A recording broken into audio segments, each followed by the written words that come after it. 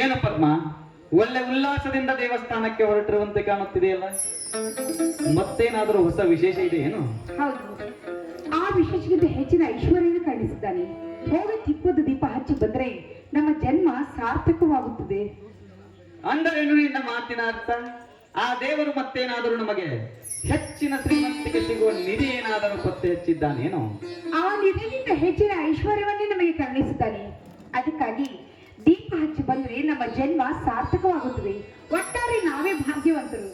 ಬರೀ ಒಗಟೊಗಟ್ಟು ಮಾತನಾಡಿದರೆ ನನಗೇನು ಅರ್ಥವಾಗಬೇಕು ಪದ್ಮ? ಆ ವಿಷಯ ಏನೆಂದು ಸ್ವಲ್ಪ ಬಿಚ್ಚಿ ಹೇಳಬಾರದೆ? ನಿಮ್ಮ ಮುಂದೆ ಹೇಳೋದಕ್ಕೆ ನನಗೆ ತುಂಬಾ ನಾಚಿಕೆ. ಓಹೋ, ನಾಚಿಕೊಳ್ಳುವಂತಹ ವಿಷಯವೂ ಕೂಡ ಹೆಣ್ಣಿನ ಮನದಲ್ಲಿರುತ್ತದೆ ಏನು? ಪರವಾಗಿಲ್ಲ ಪದ್ಮ, ಇಲ್ಲಿ ನಿನ್ನ ಬಿಟ್ಟರೆ ಬೇರೆ ಯಾರೂ ಇಲ್ಲವಲ್ಲ ಮನೆಯಲ್ಲಿ. ವಿಷಯ ಏನೆಂದು ಸ್ವಲ್ಪ ಬೇಗ ಹೇಳ್ಬೇಕ? ಆ ವಿಷಯವನ್ನು ನಿಮ್ಮ ಮುಂದೆ ಹೇಳಿದೆ, ಮತ್ತಿನ್ಯಾರ ಮುಂದೆ ಹೇಳೋದಕ್ಕೆ ಸಾಧ್ಯ? ನಾನೀಗ 3 ತಿಂಗಳ ಗರ್ಭಿಣಿ. ಪದ್ಮ, ಪದ್ಮ, ಅಂದರೆ ನೀನೀಗ 3 ತಿಂಗಳ ಗರ್ಭವತಿಯೇ? ನಿಜವಾಗ್ಲೂ ನಿನ್ನ ಮಾತು ಸತ್ಯವೇ? ಯಾಕೆ? ನಾನೇ ನನ್ನ ಬಾಯಿಂದ ಹೇಳ್ತಾ ಇದ್ದೇನೆ ನಿಮಗೆ. ನಿಮಗೆ ಸಂತೋಷವಾಗಿಲ್ವೇ? ಸಂತೋಷ ಎಂದಿಲ್ಲದಷ್ಟು ಸಂತೋಷವಾಯಿತು ನನಗೀಗ. ಇನ್ನು ಸ್ವಲ್ಪ ದಿನಗಳಲ್ಲಿಯೇ ನಾನೊಬ್ಬ ಮಗುವಿಗೆ ತಂದೆಯಾಗುತ್ತೇನೆಂದಾಗ ನನಗೆಷ್ಟು ಸಂತೋಷವಾಗಿದೆ ಗೊತ್ತೇ? ನಿನ್ನನ್ನು ಅಪ್ಪಿ ಮುತ್ತಿಡುವಷ್ಟು ಉಲ್ಲಾಸ ಉಕ್ಕಿ ಹರಿಯುತ್ತಿದೆ ನನಗೀಗ. ಇದೇ ಸಂತೋಷದ ಸಮಯದಲ್ಲಿ ಒಂದು ಪ್ರೇಮ ಗೀತೆ ಹಾಡುತ್ತಿಲ್ಲ. ಪ್ರೇಮವೇ ಪ್ರೇಮವೇ ಪ್ರೀತಿಯ ರಾಗವೇ,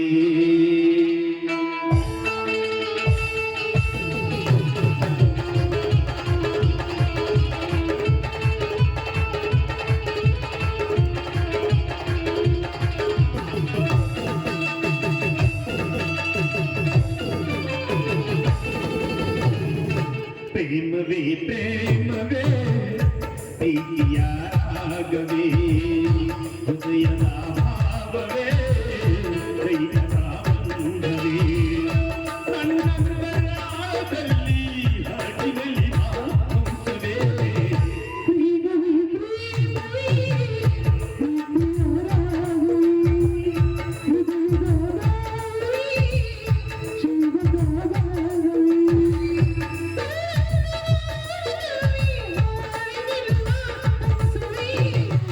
ಪ್ರೇಮವೇ ಪ್ರೇಮವೇ ಪ್ರೀತಿಯ ರಾಗವೇ.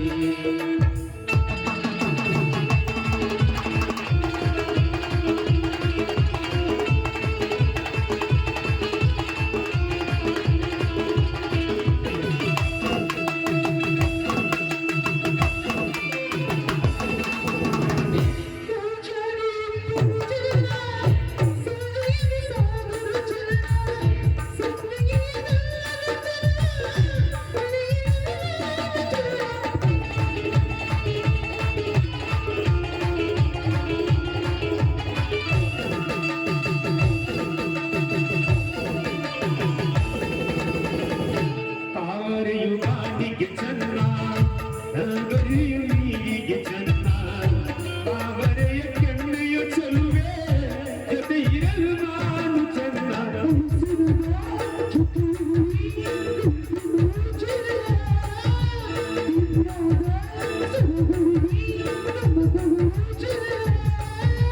ಶ್ರೀಮತಿಯು ನಗುತ್ತಿರಲು ಹಾಲು ನೀರಿಗಿಂತ ಚೆನ್ನ.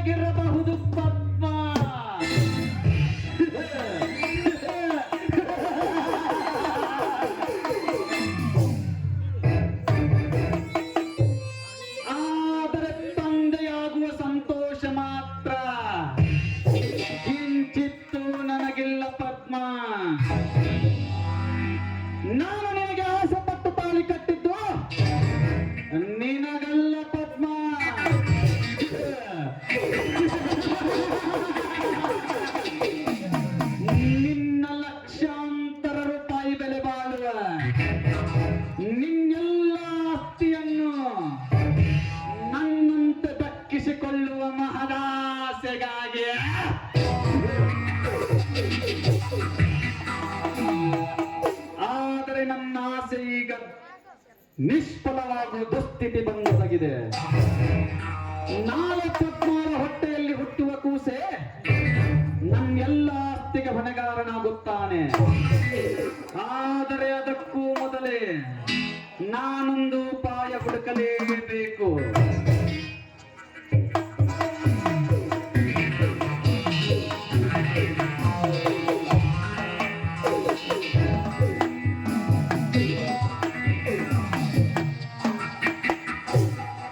ಕರೆಕ್ಟ್. ನನ್ನ ವಿಚಾರದ ಪ್ರಕಾರ ಪದ್ಮಾಳ ಗರ್ಭಪಾತವಾಗುವಂತೆ ಮಾಡಲೇಬೇಕು.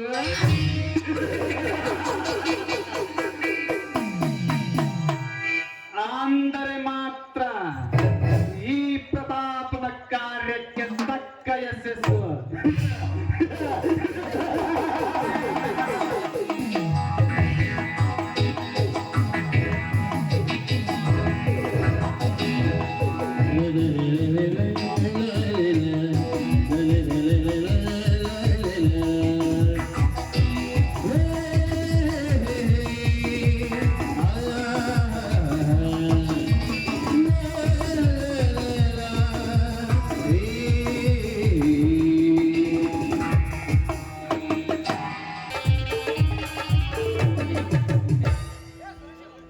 ನೋಡಿದೆಯಾ ವಿದ್ಯಾ ಈ ಪ್ರಕೃತಿ ಸೌಂದರ್ಯದ ಸೊಬಗನ್ನು? ಆಹಾ, ವಸಂತ ಮಾಸದ ಕೋಗಿಲೆಗಳ ಸಮುದ್ರ ಗಾನ, ಆ ಶಂಕರನ ಶಂಕನಾದದ ರಸದ ಉತ್ತಮದ ಸಂಭ್ರಮ, ನವಿಲುಗಳ ನರ್ತನ, ಜಿಂಕೆಗಳ ಸ್ಪಂದನ, ಈ ಎರಡು ಕಣ್ಣುಗಳಿಂದ ನೋಡಲು ಸಾಧ್ಯವಾಗ್ತಾ ಇಲ್ಲ ಈ ಉನ್ನತ ಸೊಬಗು ಅಲ್ಲವೇ?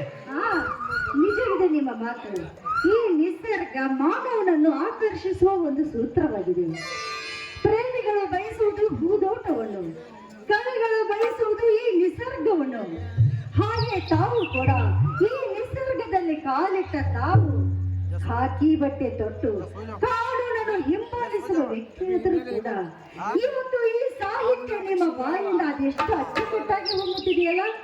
ನಿಜವಾಗ್ಲೂ ನಿಮ್ಮಂತಹ ಪತಿಯನ್ನು ಪಡೆಯಬೇಕಾದಲ್ಲಿ ನಾನು 7 ಜನ್ಮ ಪುಣ್ಯ ಮಾಡಬೇಕು ಅಂತ ನನಗೆ ಅನ್ನಿಸ್ತಾ ಇದೆ.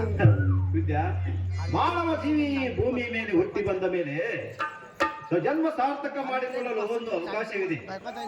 ಹೆಣ್ಣು ಗಂಡು ಒಬ್ಬರನ್ನೊಬ್ಬರ ಪ್ರೀತಿಯಿಂದ ಅರ್ಥ ಮಾಡಿಕೊಂಡಾಗ ಪ್ರೇಮವೆಂಬ ಬೀಜ ಮೊಳಕೆ ಹೊಡೆಯುತ್ತದೆ.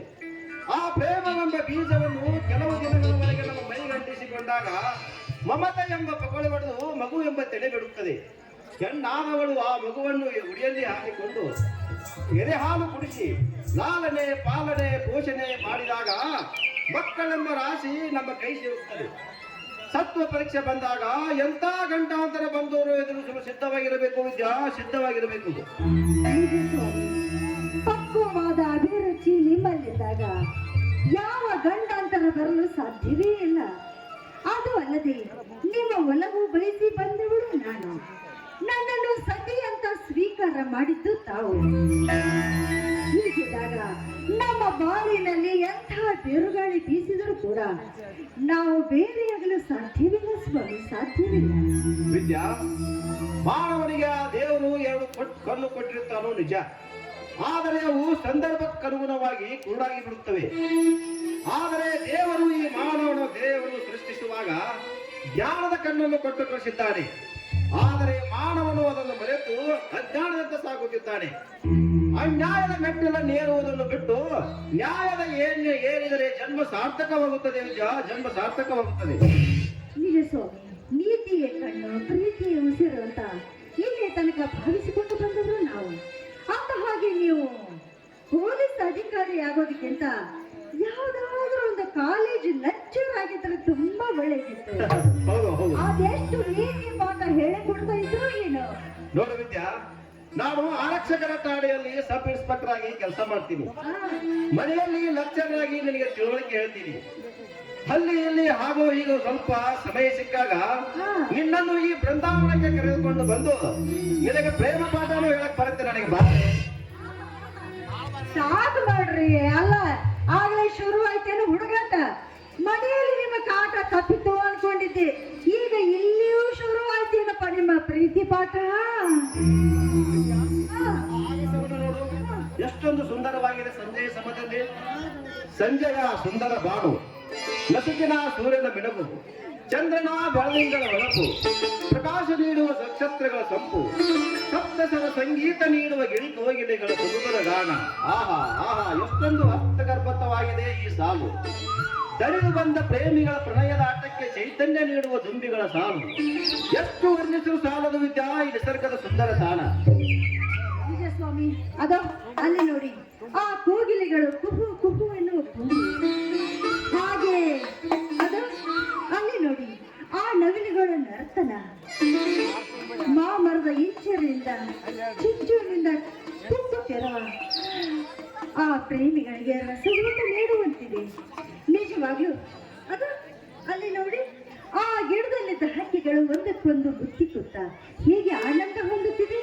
ಹಾಗೆ ನಾವು ಕೂಡ ಆ ಹಕ್ಕಿಗಳಂತೆ ಹಾಡಿ ನಲಿದು ಆನಂದ ಹೊಂದಬಹುದಲ್ವಾ?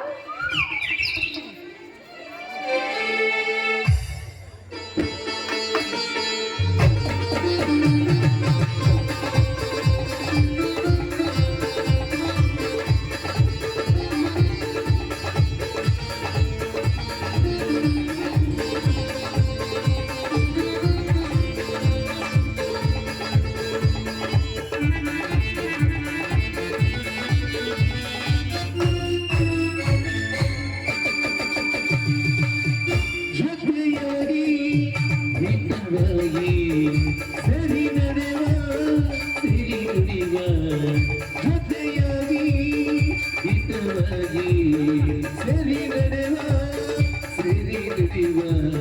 ನನ್ನ ಬದುಕಲ್ಲಿ ಎರಡು ಬದುಕಾಗಿರು, ನನ್ನ ಉಸಿರಲ್ಲಿ ಎರಡು ಉಸಿರಾಗಿರು, ನಿನ್ನ ಬಿಡಲಾರೆ ನಾನೆಂದಿಗೋ.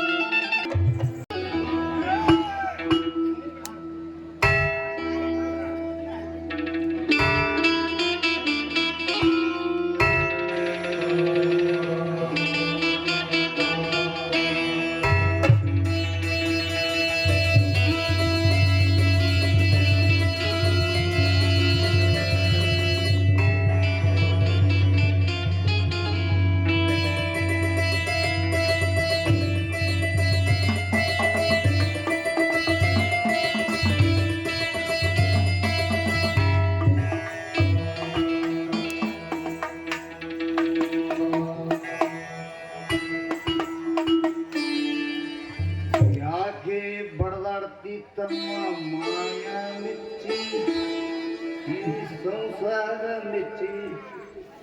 ನೀವು ಗುದರಿಯ ತಮ್ಮ ಕನ್ನ ಮುಚ್ಚಿ ಕನ್ನ ಮುಚ್ಚಿ, ನೀವು ಗುದರಿಯ ತಮ್ಮ ಕನ್ನ ಮುಚ್ಚಿ ಕನ್ನ ಮುಚ್ಚಿ. ಯಾಕೆ ಬಡ್ದಾಡ್ತಿ ತಮ್ಮ, ಯಾಕೆ ಬಡ್ದಾಡ್ತಿ ತಮ್ಮ ಮಾಯ ಮೆಚ್ಚಿ ಸಂಸಾರ ಮೆಚ್ಚಿ. ನೀವು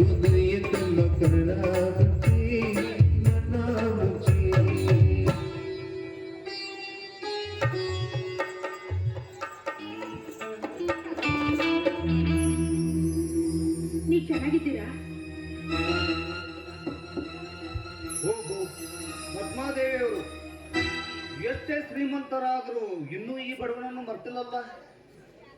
ನಾನು ಚೆನ್ನಾಗಿ ಇದ್ದೀನಿ. ಸರಿ, ನಾ ಹೇಗಿದ್ದರೇನು? ನಿಮ್ಮ ದಾಂಪತ್ಯ ಜೀವನ ಚೆನ್ನಾಗಿದೆಯಲ್ಲ? ನಮ್ಮ ದಾಂಪತ್ಯ ಜೀವನ ಚೆನ್ನಾಗಿದೆ ಶಾಂತಿ. ತಾವು ನನ್ನ ಮನಸ್ಸಿನ ಮಾತಿನ ಚೂರಿನ ಚುಚ್ಚುತ್ತಾ ಇದ್ದೀರಾ ಅಂತ ನನಗೂ ಚೆನ್ನಾಗಿ ಅರ್ಥವಾಗ್ತಾ ಇದೆ. ನನ್ನ ಜೀವನದ ಕಥೆ ನಿಮಗಿನ್ನೂ ಅರ್ಥವಾಗಿಲ್ಲ ಅಂತ ಕಾಣುತ್ತೆ. ಅಂಗೈ ಗುಂಡಿಗೆ ಕನ್ನಡಿಬೇಕೆ ಪದ್ಮಾದೇವಿಯವರೇ? ನನ್ನ ಕಣ್ಣು ಮುಂದೆ ಚಲನಚಿತ್ರದಂತೆ ದಿನಕ್ಕೊಂದು ನಾಟಕವಾಡಿ ನಿಮ್ಮ ಆಸೆಯನ್ನು ತೀರಿಸಿಕೊಂಡು ಬಿಟ್ಟಿರಲ್ಲ. ಮಾನವನಾಗಿ ಹುಟ್ಟಿದ ಮೇಲೆ ಮಾನವನಾಗಿಯೇ ಬಾಳಬೇಕು ಹೊರತು ಅನ್ಯ ಮೃಗವಾಗಿ ಮತ್ತೊಬ್ಬರ ಜೀವಕ್ಕೆ ಗುತ್ತು ತರಬಾರದು. ತಿಳಿಯಿತೆ ಪದ್ಮಾದೇವಿಯವರೇ? ಶಾಂತಿ, ನೀವು ನನ್ನ ಬಗ್ಗೆ ಬಹಳ ತಪ್ಪಾಗಿ ತಿಳಿದುಕೊಂಡಿದ್ದೀರಾ. ನನ್ನ ಜೀವನದ ಕಥೆ ನಿಮಗೆ ಅರ್ಥವಾಗಿಲ್ಲ ಅಂತ ಕಾಣುತ್ತೆ.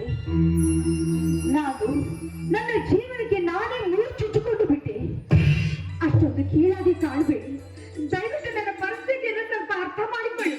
ಪದ್ಮಾದೇವಿಯವರೇ, ಮೇಲು ಕೀಳೆಂಬ ಭಾವನೆ ನನ್ನ ಹೃದಯದಲ್ಲಿದ್ದರೆ ನಾನೇಕೆ ನಿಮ್ಮ ಪ್ರೇಮ ಪಾಶದ ಸಿಲಿಕೆ ಹುಚ್ಚನಾಗಿ ಎಳೆಯುತ್ತಿದ್ದೆ? ಅಂದು ತಂದೆ ಮಗಳು ಕೂಡಿ ತುಂಬಿದ ಸಭೆಯೊಳಗೆ ನನ್ನನ್ನು ಮೂರ್ಖನಾಗಿ ಮಾಡಿಬಿಟ್ಟಿರಿ. ಆನೆ ಅಡಕೆಗೆ ಹೋದ ಮಾನ ಆನೆ ಕೊಟ್ಟರೂ ಬಾರದು. ನಿಜ ಹೇಳು ಪದ್ಮ, ಅಂದೇಕೆ ನೀನು ಮದುವೆ ಮಂಟಪಕ್ಕೆ ಬರಲಿಲ್ಲ ಪದ್ಮ? ದಯವಿಟ್ಟು ಆ ವಿಷಯ ಮಾತ್ರ ಕೇಳಬೇಡಿ. ಒಂದು ವೇಳೆ ನಾನು ಆ ದಿನ ಮದುವೆ ಮಂಟಪಕ್ಕೆ ಬಂದಿದ್ರೆ ಇವತ್ತು ನಿಮ್ಮ ಜೀವನವೇ ಒಂದು ದೊಡ್ಡ ದುರಂತವಾಗುತ್ತಿತ್ತು. ಅಂದರೇನು? ನಿನ್ನ ದೃಷ್ಟಿಯಲ್ಲಿ ನನ್ನ ಜೀವನ ಈಗ ಸಾಗರದಲ್ಲಿ, ಸುಖದ ಸಾಗರದಲ್ಲಿ ತೇಲುತ್ತಿದೆ ಏನು? ಮೋಸ ಮಾಡುವುದರಲ್ಲಿ ಸ್ವಲ್ಪ ಮಿತಿ ಇರಬೇಕು ಪದ್ಮ. ಮೋಸ ಮಾಡುವುದರಲ್ಲಿ ಮಿತಿ ಇರಬೇಕು. ಒಂದು ತಂದೆ ಮಗಳು ಕೂಡಿ ಇಬ್ಬರು, ಶಾಂತೇಶ ಈ ಸಂಬಂಧ ನಮಗೆ ಬೇಡ, ನಿನ್ನ ದಾರಿ ನೀ ನೋಡುಕೋ ಎಂದಿದ್ದರೆ ಬೀದಿಯಲ್ಲಿ ಭಿಕ್ಷೆ ಬೇಡವರಾದರೂ ಹೆಣ್ಣನ್ನು ಕಟ್ಟಿಕೊಂಡು ನನ್ನ ಜನ್ಮವನ್ನು ಸ್ವಾರ್ಥಕ ಮಾಡಿಕೊಳ್ಳುತ್ತಿದ್ದೆ.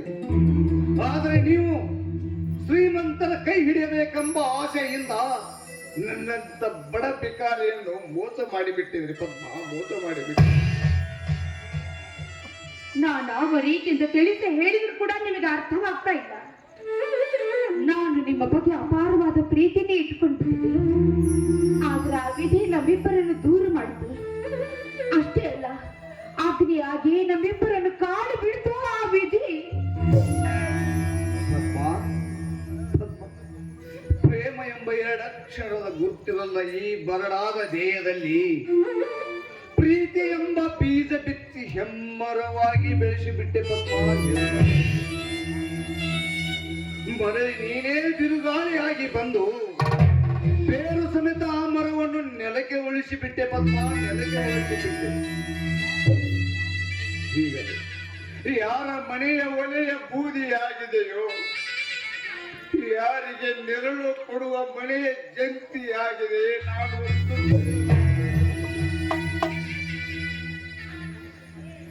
ನಾವಿಬ್ಬರ ಮೌನ ಯುದ್ಧ ಇಲ್ಲಿಗೆ ಸಮಾಪ್ತಿ ಆಗಲಿ. ನೀವು ನನ್ನ ಬಗ್ಗೆ ತಪ್ಪಾಗಿ ತಿಳಿದುಕೊಂಡ್ರೂ ಪರವಾಗಿಲ್ಲ. ಆದರೆ ನೀವು ಮತ್ತೊಂದು ದಾರಿ ಹುಡುಕೋದೇ ಒಳ್ಳೆಯದು ಅಂತ ನನ್ನ ಭಾವನೆ. ಮಹಾಭಾರತ ಯುದ್ಧದಲ್ಲಿ ದ್ರೋಣಾಚಾರ್ಯರು 1000 ಶತ್ರುಗಳನ್ನು ಹೊಡೆದು ಉಳಿಸುವ ಶಕ್ತಿ ಅವರಲ್ಲಿತ್ತು. ಆದರೆ ಕೃಷ್ಣನ ಒಂದೇ ಒಂದು ಸಂಚಿನ ಮಾತಿನಿಂದ, ಧರ್ಮರಾಜನ ಹುಸಿವಾಣಿಯಿಂದ ತನ್ನ ಮೇಲೆ ಪ್ರೀತಿ ಇಟ್ಟಿದ್ದ ದ್ರೋಣಾಚಾರ್ಯರು ತಮ್ಮ ಜೀವವನ್ನೇ ಕೊಟ್ಟು ಸ್ವರ್ಗ ನರಕವನ್ನು ಸೋಲಿಸಿ ಮರಳಿ ಬಂದಾಗ ದ್ರೋಣಾಚಾರ್ಯರ ದೇಹಕ್ಕೆ ಅರ್ಜುನನ ಬಾಣಗಳೇ ಮಳೆ ಸುರಿದಿತ್ತು. ಆಗ ಕೌರವರ ಮೇಲಿಟ್ಟ ಪ್ರೀತಿ, ವಿಶ್ವಾಸ, ಭಕ್ತಿಗೆ ಬೇರೊಂದು ದೇಹಕ್ಕೆ ತಮ್ಮ ಶಿರವನ್ನು ಛೇದಿಸಿ ಕೌರವರ ಸಲುವಾಗಿ ಸತತ ಯುದ್ಧ ಮಾಡಿದರು. ಇಷ್ಟೇ ಅರ್ಥ ಪದ್ಮ. ಪ್ರೀತಿ ವಿಶ್ವಾಸ ಇಟ್ಟ ಮೇಲೆ ನಡೆದುಕೊಳ್ಳಬೇಕು. ಈ ಸಮಾಜ ಸಂಪ್ರದಾಯ ತಾವು ಚೆನ್ನಾಗಿ ಅರ್ಥ ಮಾಡಿಕೊಂಡಿದ್ದೀರ. ಹೀಗಿದ್ದಾಗ ಕುರುಡ ಕೋಲೆ ಬಿಟ್ಟು ಹೊರಟದ್ದಾಗಿದೆ ನನ್ನ ಸ್ಥಿತಿ. ನಾನಿಡುವ ಹೆಜ್ಜೆಯಲ್ಲಿ ಹಾವಿದೆಯೋ ಚೋಳಿದೆಯೋ ಒಂದು ಗೊತ್ತಾಗ್ತಾ ಇಲ್ಲ. ಒಟ್ಟಾರೆ ನಾನು ನಿಮಗೆ ಕೆಟ್ಟವಳಾಗ್ಬಿಟ್ಟು ಶಾಂತಿ.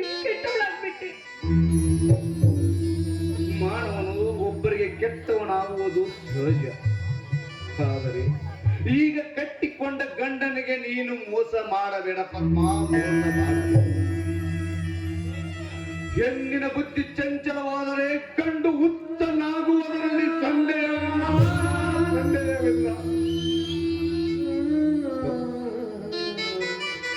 ಆ ದೇವರು ನಿಮ್ಮನ್ನು ಚೆನ್ನಾಗಿ ಇಟ್ಟಿರಲಿ ಪದ್ಮ, ದೇವರು ನಿಮ್ಮನ್ನು ಚೆನ್ನಾಗಿ ಇಟ್ಟಿರಲಿ. ನಿಮ್ಮ ಬಾಳು ಹೊಂದಲಕ್ಕಾಗಿ ಬೆಳೆದಿದೆ. ಇಷ್ಟೇ ಈ ಶಾಂತೇಶನ ಹರಿಕೆ ಪದ್ಮ, ಇಷ್ಟೇ ಈ ಶಾಂತೇಶನ ಹರಿಕೆ. ಸೋತಿ ಶಾಂತೇಶ್, ಈ ನಿಮ್ಮ ಹಿರಿಗುಡಿಕೆ ನನ್ನ ತಪ್ಪನ್ನೆಲ್ಲ ನುಂಗಿಕೊಂಡು ಮತ್ತೆ ನನಗೆ ಶುಭ ಹಾರೈಸ್ತಾ ಇದ್ದೀರಲ್ಲ, ನಿಮಗೇನು ದೇವರನ್ನಲೋ ಅಥವಾ ದೇವ ಮಾನವರು ಎನ್ನಬೇಕೆಂಬುದೇ ನನಗೆ ತಿಳಿಯದಾಗಿದೆ. ಆ ಶಿವನಿಗೂ ಕೂಡ ಒಂದು ಸಾರಿ ವಿಧಿ ಕಾಡಿತ್ತು ಪದ್ಮ. ಜಗದ ನಂಜನ್ನೆಲ್ಲ ವಿಷವಾಗಿ ಸೇವಿಸಿ ಶಿವನು ಆಪತ್ತಿನಲ್ಲಿರುವಾಗ ಜಗನ್ಮಾತೆಯು ಮಧ್ಯೆ ಬಂದು ಅರ್ಧ ವಿಷವನ್ನು ಸೇವಿಸಿದಳಂತೆ. ಅಂದಿನಿಂದ ಆ ಶಿವನಿಗೆ ಅರ್ಧನಾರೇಶ್ವರಿ ಎಂದ ಹೆಸರು ಪದ್ಮ. ಪ್ರೀತಿ ಇದ್ದಲ್ಲಿ ಎಂತ ವಿಷವಾದರೂ ಕೂಡ ಅಮೃತವಾಗುತ್ತದೆ ಪದ್ಮ, ಅಮೃತವಾಗುತ್ತದೆ. ನೋಡು ಪದ್ಮ, ನಿನ್ನ ಮೇಲೆ ನಾನು ದುಃಖ ಸಾಧಿಸಿದರೆ ನನ್ನ ದುಃಖ ದೂರ ಆಗುವುದೇನು? ದ್ವೇಷ ಸಾಧಿಸಲಾರೆ ಪದ್ಮ, ನಿನ್ನ ಮೇಲೆ ದ್ವೇಷ ಸಾಧಿಸಲಾರೆ. ದಯವಿಟ್ಟು ಇಲ್ಲಿಂದ ಹೊರಟು ಹೋಗು ಪದ್ಮ, ನನ್ನ ಹೃದಯಕ್ಕೆ ಹೋಗ್ತೀನಿ ಶಾಂತಿ, ಹೋಗ್ತೀನಿ. ನಿಮ್ಮ ಹೃದಯಕ್ಕೆ ಮುಳ್ಳು ಚುಚ್ಚಿ ನನ್ನ ಜಡೆಯಲ್ಲಿ ಹೂ ಮುಡಿದುಕೊಂಡ್ರೆ ಆ ದೇವರು ಮೆಚ್ಚುತ್ತಾನೆ ಅಂತ ಹೇಳ್ಕೊಂಡಿದ್ದೀರಾ? ಇಲ್ಲ, ಮತ್ತೊಬ್ಬರು ಕಟ್ಟಿದ ಈ ತಾಳಿಗೋಸ್ಕರ ನಾನು ಬಾಳ ನೀಡಬೇಕಾಗಿದೆ ಅಷ್ಟೇ.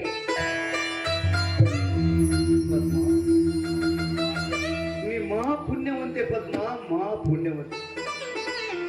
ನಿನ್ನ ಕೊರಳಲ್ಲಿ ಕಾಣುತ್ತಿರುವ ಮಾಂಗಲ್ಯ ನನ್ನ ಕಣ್ಣಿಗೆ ಸೂರ್ಯ ಚಂದ್ರರಂತೆ ಪ್ರಕಾಶಮಾನವಾಗಿ ಹೊಳೆಯುತ್ತಿದೆ ಪದ್ಮ. ನಿನ್ನ ಕೊರಳಲ್ಲಿರುವ ತಾಳಿಯನ್ನು ಕಂಡು ನಾನು ನಿನ್ನ ಮಗನಾದೆ ಪದ್ಮ, ನಿನ್ನ ಮಗನ.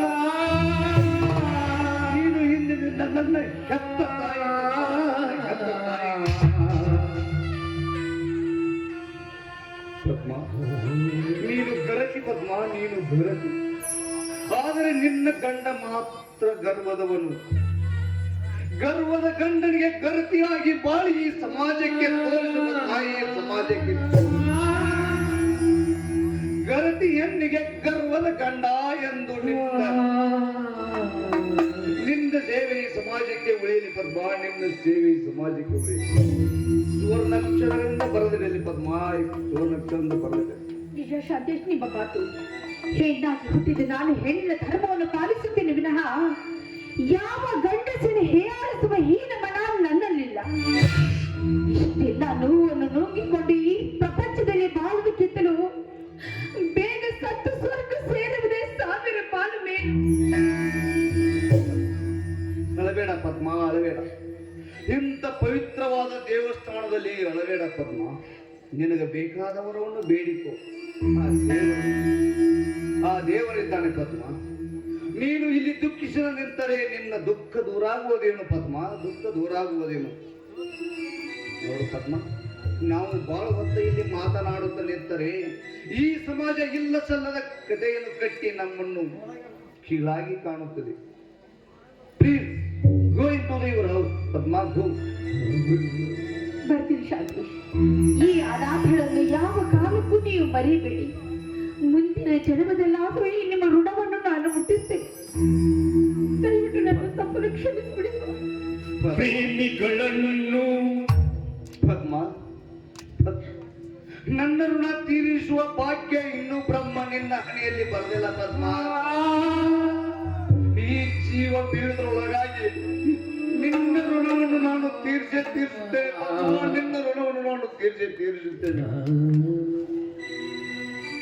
ಪ್ರೇಮಿಗಳನ್ನು ಬೇರ್ಪಡಿಸಿ ನೂತನ ಜೋಡಿಯು ಸೇರಿಸುವೆ, ಒಮ್ಮೆಯ ರೀತಿ ಆಡಿಸುವೆ.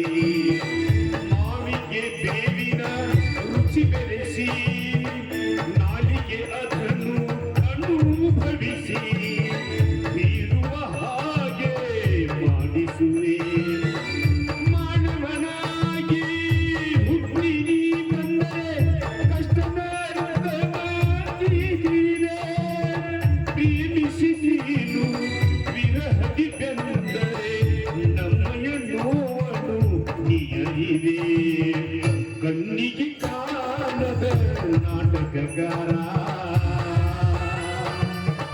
ನಿನಗೆ ನಮ್ಮ ನಮಸ್ಕಾರ